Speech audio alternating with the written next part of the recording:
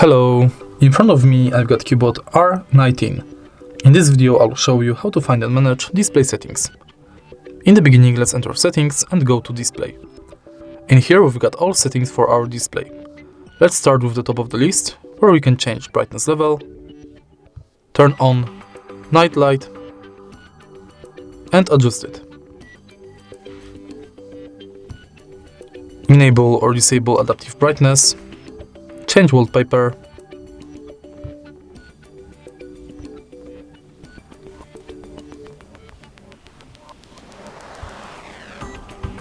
and sleep time between 15 seconds or 30 minutes.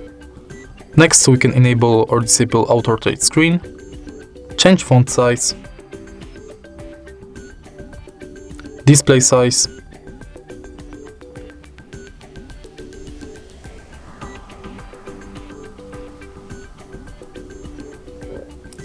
enable screensaver,